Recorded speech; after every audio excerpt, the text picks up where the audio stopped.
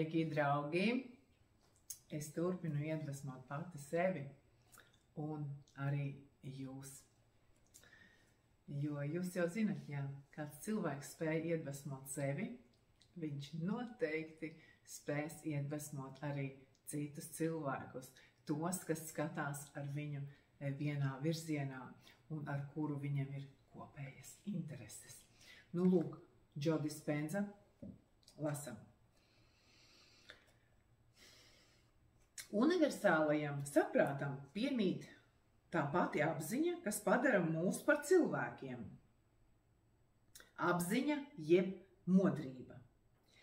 Lai gan šis spēks ir universāls un objektīvs, tam piemīt apziņa, patības apziņa, spēja pārvietoties un rīkoties materiālajā visumā. Tas ir pilnībā apzināts visos līmeņos. Tas apzinās ne tikai sevi, bet arī jūs un mani. Šī apziņa pamana visu, tā novēro arī mūs un pievērš mums uzmanību. Tā zina mūsu domas, sapņus, rīcību un vēlmes. Tā novēro visu, lai tas ieņemtu fizisku formu. Vai apziņa, kas radījusi visu dzīvo, sniedz enerģiju un gribu, lai pastāvīgi regulētu ikvienu organisma funkciju un uzturētu mūs pie dzīvības, kā arī izrāda tik dziļu un paliekošu interesi par mums, varētu būt kas cits kā mīlestība? Kā tīra mīlestība. Esam runājuši par diviem apziņas aspektiem. Lauka objektīvo apziņu, saprātu un subjektīvo apziņu, kas ir cilvēks, kurš apzinās sevi un kuram piemīt brīva griba. Ja atdarinām šīs apziņas īpašības, kļūstam par radītājiem. Ja sajūtam rezonanci ar mīlošo prātu, kļūstam tam līdzīgi. Šis saprāts panāks, ka notikums, jeb enerģiskā rezonance atbilst tam, ko subjektīvais prāts ieliek kvantu laukā. Kad mūsu griba atbilst tā gribai, kad mūsu prāts atbilst tā prātam, kad mūsu mīlestība pret dzīvi atbilst tā mīlestībai pret dzīvi. Mēs atdarinām šo universālo saprātu. Mēs kļūstam par spēku, kas paceļās pāri pagātnei, izdziedina tagadni un atver durvis nākotnei. Mēs saņemam to, ko izsūtām. Lūk, kā šie notikumu izkārtošana darbojās dzīvē. Ja esam pārdzīvojuši ciešanas, turam tās prātā un ķermenī. Izpaužam ar domu un jūtu starpniecību. Pārraidām šo enerģētisko struktūru laukā. Universālais saprāts reaģē, nosūtot mūsu dzīvē kārtējo notikumu, kas reproducē to pašu intelektuālo un emocionālo reakciju. Domas izsūta signālu, es ciešu, un emocijas izsūta signālu, es ciešu. Piesaista dzīvē notikumu, kas atbilst šai emocionālajai frekvencei. Tas ir iemeslu ciešanām. Mēs vienmēr lūdzam pierādījumus universālā saprāta eksistencei, un tas vienmēr sūta mums atgriezenisko saiti ārējā vidē.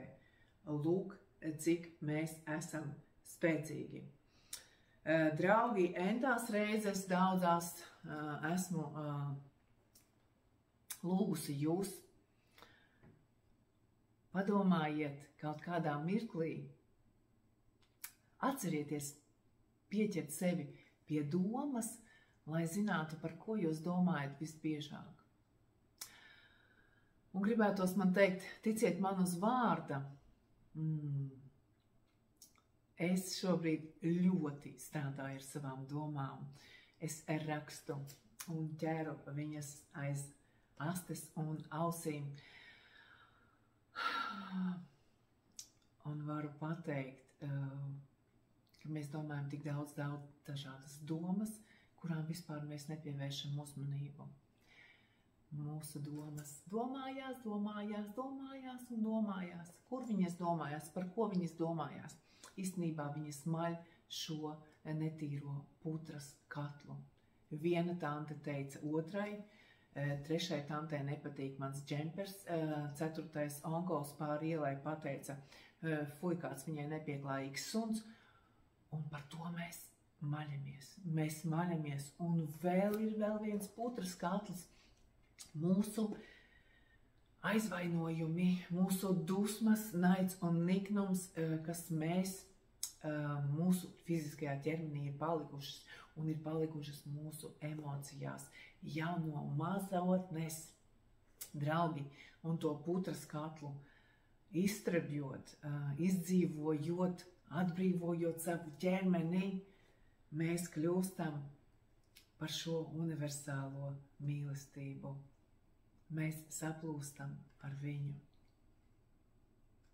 Tas taču ir tik kolosāli. Es uz turieni, es esmu ceļā uz turieni, un es strādāju pie tā krietnu laiku, nu jau vairākus gadus. Un šobrīd tas liekas, tas, ko es jūtu, tu sēžot, vienalga, kur šobrīd braucu ar divriteni, braucu un jūtu savu saules spinumu. Braucu un tu jūti savu sirds čakru. Tu sēdi parkā un tu jūti savu manipūru, savu svadhistānu, savus enerģiskos centrus, kas tā ir par fantastisku sajūtu.